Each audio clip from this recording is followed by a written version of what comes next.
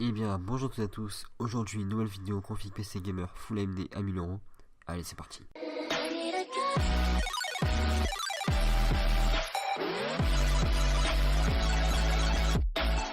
Donc alors dans cette vidéo, on va s'attaquer à une config PC Gamer 1000 euros avec des composants de chez AMD.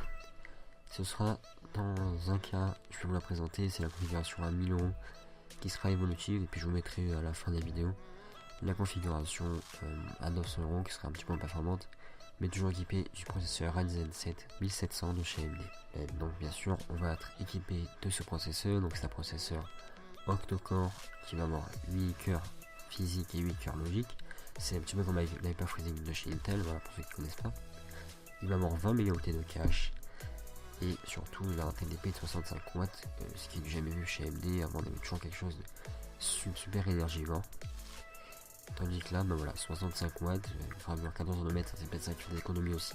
Et fréquence de base de 3 GHz et en boost 3,7 GHz. Et bien sûr, c'est des processeurs overclockables. Donc ce processeur est proposé à 370 euros.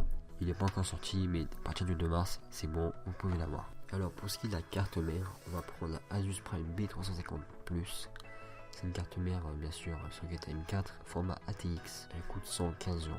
Donc vous avez bien sûr deux ports PCI Express pour mettre un Crossfire, 4 ports pour la RAM, du SATA 6, de l'USB 3.1, de l'USB 3, un emplacement M2 pour mettre un SSD. Voilà, elle est quand même très bien équipée. Donc pour la RAM, ça va mettre juste une barrette de 8 Go, c'est la Corsair Vengeance LPX rouge 2666 MHz. Pourquoi j'ai mis une barrette? Tout simplement parce que si je dis config évolutive, on pourra rajouter de la RAM plus tard. Alors ça dépend de ce que vous voulez faire.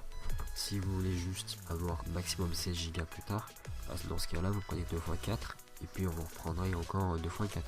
Il n'y a pas de souci.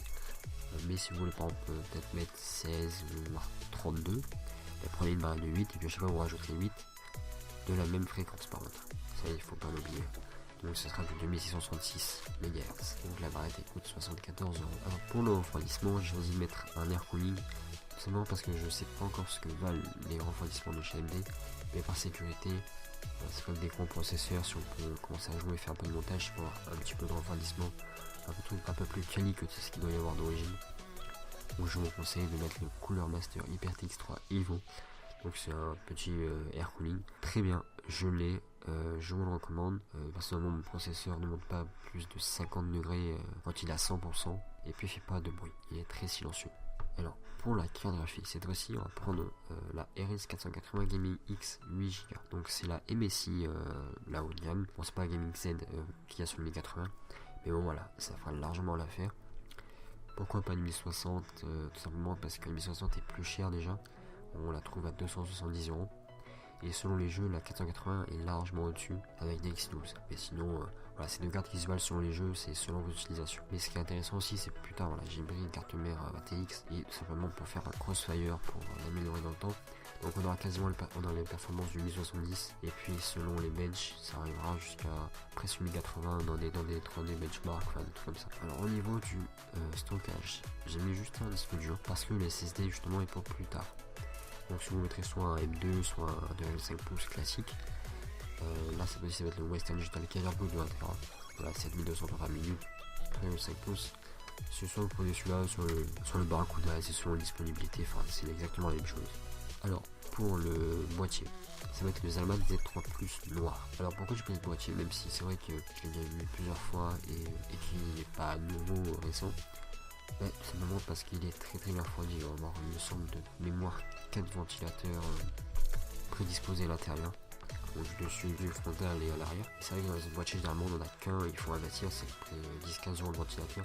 Donc là il est déjà, autant en profiter pour 48 euros, on va pas se plaindre. Et pour finir, au niveau de l'alimentation, ça va être la Cooler Master G650M, donc l'alimentation certifiée 80 plus bronze qui est semi-modulaire et qui coûte 80 euros. Voilà, on arrive à un total de 1007,20 euros. Voilà, ça dépend des promotions. Des fois, vous avez une petite réduction de 6% par-ci par-là. Donc voilà, on est dans le tarif. Donc voilà, c'est la fin de cette vidéo spéciale config AMD à 1000 euros. Si vous avez plu, n'hésitez pas à me le dire. Si vous en voulez d'autres avec des spécificités que vous voulez, dites-le moi dans le commentaire, je prends tout. N'oubliez pas de laisser un like, de vous abonner si ce n'est pas déjà fait. Et puis sur ce, je vous dis ciao et à la prochaine.